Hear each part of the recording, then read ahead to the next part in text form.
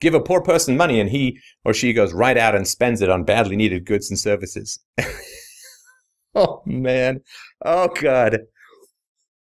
Are you typing with... You could have a forehead small enough to type with, like a tiny little ball-peen hammer, slowly eradicating reason from the world.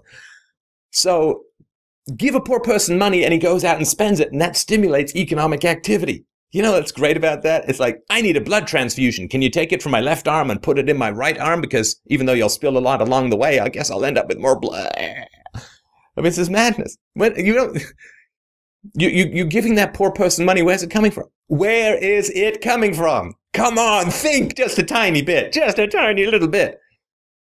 Look, I have a swimming pool. It's half full. I need it to be more full. So I'm going to take water from the deep end and I'm going to scoop it out from the deep end and pour it into the shallow end while spilling a lot along the way. I'm sure that's going to raise the level of the... Oh, God. People, you just need to think a little tiny bit. Where are the poor people getting the money from? You're taxing it from other people, which is reducing demand somewhere else. Or you're printing the money, which is causing inflation, which is harmful for the economy. Or you're borrowing the money, which means you're stimulating economic demand in the here and now while further suppressing it down the road. You're either doing it across class or across time or through inflation. That's where you are reducing demand. So this idea that, I mean, and it's not hard. The reason I'm so contemptuous about this stuff, it is not hard to figure out. Read any little Henry Hazlitt's, Introduction to Economics, anything like that. Just a Bastiat. I mean, a little pamphlet, anything. Just read a little bit outside of the status propaganda of Keynesianism and so on. Just a tiny, tiny little bit. That's all you need to do. I mean, just think about it. Just think about it. If a guy comes into your store and says, hey, man, give me $100 from your till and I promise to spend it in your store, would you do that and say, look, I'm $100 richer? It's like, no, you're not. You're exactly the same as where you were before, but now you've lost some goods and all the time and energy and money it took to get those goods into your store. Oh, and the idea that, I mean, I get this from the resource-based economy people too. It's like, man, you're just stuck in your little box. You can't expand your paradigm. You just truncated something or other, right? And I don't know, as a radical anarchist atheist, I don't really think that I could be accused of being in some predefined little box. Anyway, so he says, contrary to their propaganda, the rich are not the job creators. The poor and working class people who consume the goods and services they provide are. That's like saying if I go to a prostitute, I've created a woman. I'm just consuming. I'm not creating. The job creator, simply having demand does not create jobs. God, just think a little bit about human history, for God's sakes. Do you think that we only have new demand since the Industrial Revolution? People before that were completely zen. I need nothing. Well, maybe a little less smallpox, that would be nice. Maybe a little less war and famine, that would be lovely. Oh, Black Death, bubonic plague, maybe a little bit. Oh, Genghis Khan, maybe a little bit less of that, but I'm completely content for the most part. I have no desires. People always had desires throughout history. Desires do not create jobs. I want a jetpack. I want a jetpack. Hey, anyone see a jetpack? Anywhere? Jetpack? No, look, I have a demand.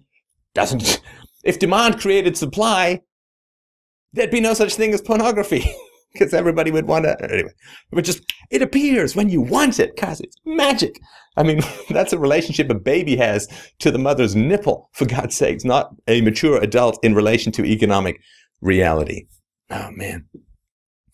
Give extra money to the rich who don't need the money, and it will sit in a Swiss bank account or fund risky and irresponsible speculation on Wall Street. What the hell does Wall Street have to do with the free market? I've yet to understand any of that sort of stuff.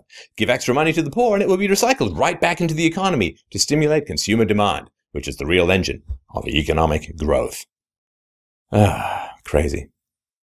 Crazy. Yeah, I don't know. I mean, this idea that Wall Street in its current incarnation has anything to do with the free market is just so deranged. I mean, it's like saying, well, penis goes into vagina both during lovemaking and rape. Therefore, rape and lovemaking are exactly the same, except for the knife to the throat, which is kind of an important distinction.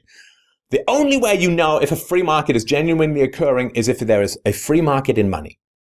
Is there a free market in money? There used to be. In the 19th century in America, there was a free market in money, with some interruptions and, of course, the massive civil war, but there was, in general, a free market in money. Banks competed with the stability of their currency, with the amount of gold reserves, and there was incredible price stability, and there was, in fact, a decline in prices, a deflation over the course of that century.